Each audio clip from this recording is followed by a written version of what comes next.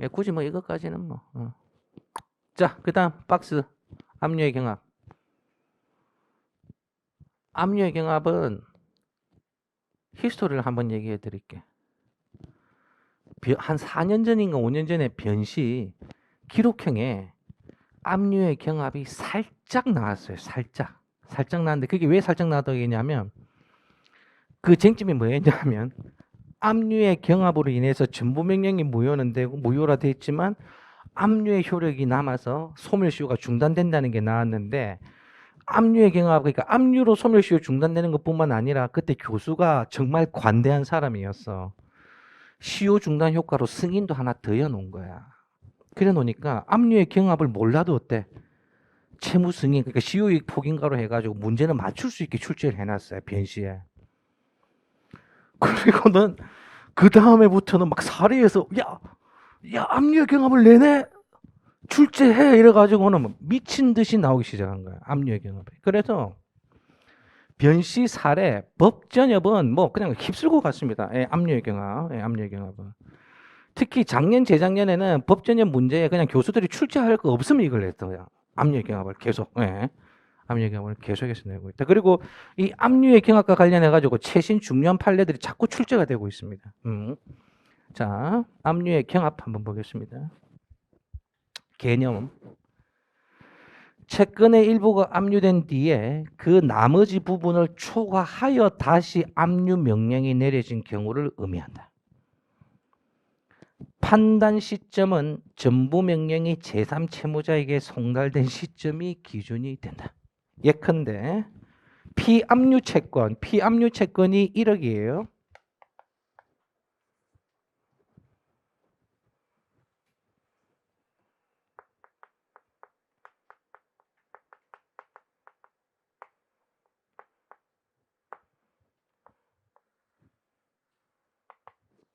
여기에 이미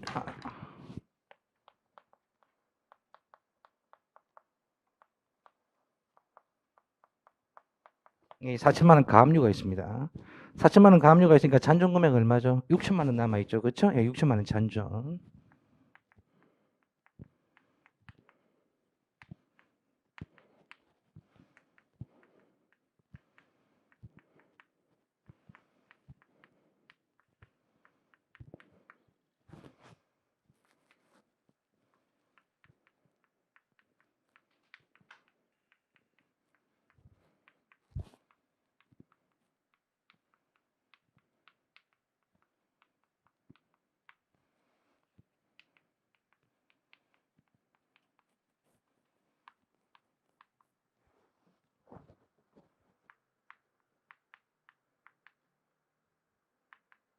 다양하게 출제됩니다.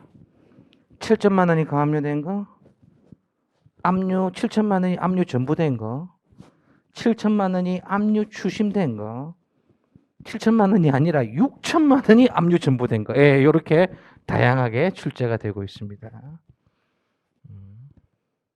이 중에 하나만 압류의 경합으로 인해서 무효가 되는 게 있지 뭐야? 요거지 요거. 예. 요것만 무효지. 가압류끼리는 경합해도 어때요? 우선 변제권이 없죠. 예, 우선 변제권이 없으니까 안분 배당해 주면 됩니다. 추심 어때요? 추심도 우선 변제권이 없어요. 추심은 갖고 와서 내가 인마이 포켓하는 게 아니고 어떻게 돼야 되나? 배당 절차지요. 배당 절차를 통해서 다른 채권자들에게 어떻게 나눠줘야 되는 거예요. 예, 나눠줘야 되기 때문에 압류의 경합으로 인한 추심 명령의 무효라는 개념이 생기지 않습니다. 한편 1억에 지금 4천만 원 이미 가압류가 되고 6천만 원 어떻나 남아있지 건면액이. 그러니까 6천만 원의 한도 내에서 압류 및 전부가 이루어지면 어때? 전부 명령은 충돌하는 게 없지. 압류가 충돌하는 게 없지. 그러니까 전부는 그대로 유효한 거예요. 문제는 뭐다? 이거야 이게. 전부. 봅시다. 왜 압류의 경합이라는 표현을 쓰냐면 자 지금 4천만 원 이미 가압류가 되어 있고 지금 남아있는 돈 6천만 원이잖아. 그렇지? 여기다가 7천만 원짜리 전부를 때려버리면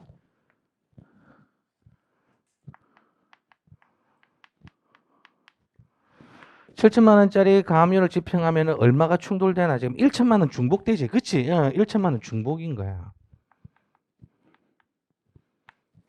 1천만 원이 중복이 돼. 그리고 정부는 아까도 말씀드렸지만 권리를 어떻게 해준다 했지? 채권 양도 절차를 채권 양도와 같이 아예 누구에게 집행 채권자에게 이전시켜준다 그랬잖아. 그죠? 이전시켜준.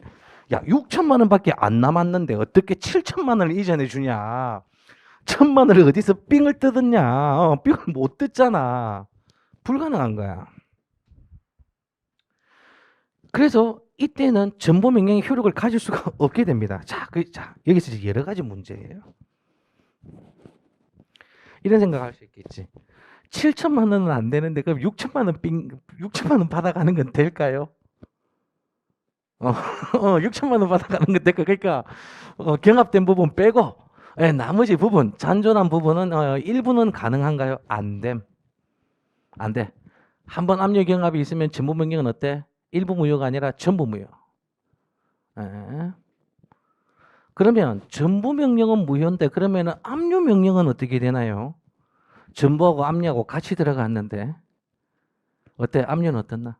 남아있지. 예, 압류는 여전히 유효. 압류는 여전히 유효. 그러면 압류 및 전부 신청했다가 전부 명령이 무효가 되면은 그러면 압류 전부 채권자는 뭐의 채권자의 지위만 남는다? 압류 채권자의 지위만 남게 되지. 그치? 압류 채권자의 지위만 남게 되니까 압류 채권자로서의 권리를 행사할 수 있다 없다? 가능하겠죠. 그쵸? 예, 압류 채권자로서의 권리 행사가 가능하니까 시효 중단 효과 인정되나요? 오케이. 인정됩니다. 그 다음 압류 채권자니까 또 다른 추심 채권자가 만약에 돈 받아가가지고 배당 개시하면은 자기는 압류 채권자로서 배당 참가할 수 있어요, 없어요? 가능하겠죠. 그쵸? 예. 가능합니다. 이해하시겠죠? 이게 골고루 나눠서 계속해서 나오고 있어요. 예, 계속해서 나오고 있다. 자, 압류의 경합 맨 마지막 효력 볼게요. 압류가 경합하는 경우 각 압류가 피압류 채권의 일부에 대한 것이라 하더라도 압류의 효력은 피압류 채권 전부에 미친다. 이건 중요한 거 아니고 공탁 의무 중요한 거 아니고요. 자, 전부 명령의 무효 한번 보겠습니다. 형광펜. 압류가 경합이 되면 229조 5항에 따라서 전부 명령이 무효다. 추심은 어떻나? 그러니까 압류의 경합이 되면 추심은 어때? 추심은 유효야. 추심은 유효. 라번 같은 채권에 관하여 추심 명령이 여러 번 발부되더라도 추심 명령은 전부 유효하다. 추심 채권자는 피압류 채권 전액을 추심할 수 있고 제3채무자는 추심 채권자 1인에게 전액을 변제할 수도 있다. 옆에 노트 좀 하실까요? 추심 채권자는 배당 절차를 통해서 배당하여야 함. 추심 채권자는 배당 절차를 통해서 배당하여야 함. 그러니까 추심은 추심 채권자에게 전부를 주더라도 불합리함이 있다 없다? 없게 되겠죠. 그렇죠? 예, 불합리함이 없게 됩니다. 자, 3번. 어마무작위 자주 나오죠. 전부 명령이 무효가 된 경우 개별적 효력. 전부 명령 형광펜 전부 무효다. 전부 무효. 일부 무효 아닙니다. 전부 무효입니다. 경합된 부분만 무효가 되는 것이 아닙니다. 두 번째. 전부 명령이 무효가 되더라도 압류의 효력은 어떻나? 존속합니다. 따라서 압류 채권자로서 권리 행사 가능. 옆에다 노트. 배당 참가 가능하다. 압류 채권자로서 배당 참가가 가능하다.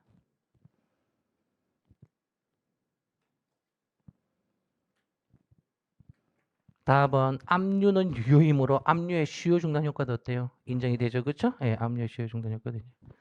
자, 여기 있는 쟁점이 여러분들 얼마나 괴롭혀 왔나, 그치?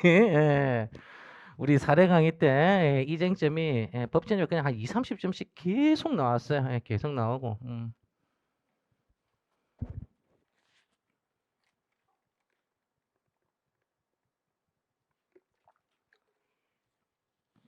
그리고 이 문제는 답만 맞춰 갖고는 안 되고 어때? 예쁘게 잘 써야 된다 그랬지, 그치? 예쁘게 잘 써야 됩니다.